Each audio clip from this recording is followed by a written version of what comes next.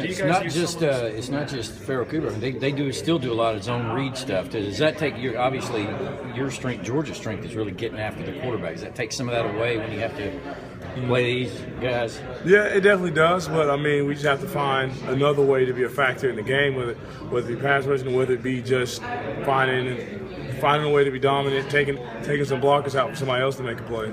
With all the athletes you guys have on offense, do you guys use someone special to simulate Farrah Cooper back there? Actually, now that you said it, I am pretty intrigued on who they'll put back there for him. Yeah, I'm not really sure who they'll have submitted yet, but I mean, it's going to be interesting. Do you think he compares well to like Isaiah or Sony, or kind of similar skill sets? Yeah, I definitely would agree about the Sony thing. Isaiah's that kid is he's something else. But I definitely can see the comparison with him and Sony. Jordan, you expect them to be pretty fired up, especially with the way last week's game went for them? Yeah, I always hate, in my mind, I always hate playing a team that just lost, because I feel like they're that much more eager to make us lose and feel that same thing they felt last week. And then after the way we played South Carolina last year, I feel like they're going to be really amped up even more to prove that it wasn't just a close game, it wasn't just a single call or bad spot or anything like that, that they won it and that they deserved it. And I feel like they're coming in with that mentality. Having played against South Carolina 3 times now, what do you think makes Steve Spurrier, who he is, and what does he bring to that South Carolina offense?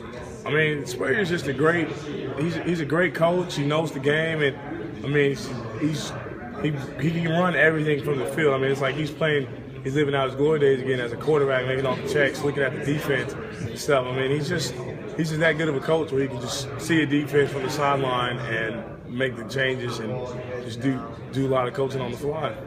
Jordan, last week we talked about what you remembered from the loss to Vanderbilt a couple of years ago. What do you remember about last year's trip to South Carolina? It was could have gone either way, just didn't go y'all's way in the end. But what kind of still sits with you after that? I mean, me personally, I didn't play to the best of my capabilities, and last year we played them. I feel like I was definitely a part of that loss, and some of that weight had to rely on me.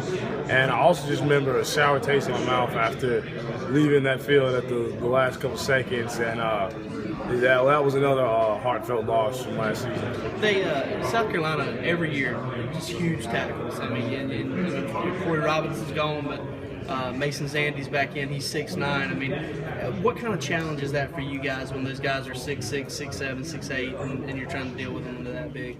I mean, it definitely really focuses on. I mean, it really makes us have to use our leverage. I mean, those guys outweigh us by about maybe 60, 80 pounds, with almost 100 with some of the other outside linebackers we have. But I mean, we really have to just stay low, and I mean, our length is pretty much nullified now, but you just got to find a way to get it done. Did they recruit you? Oh, yeah, South Carolina did recruit me. Coach Ward was one of the varsity coaches I talked to.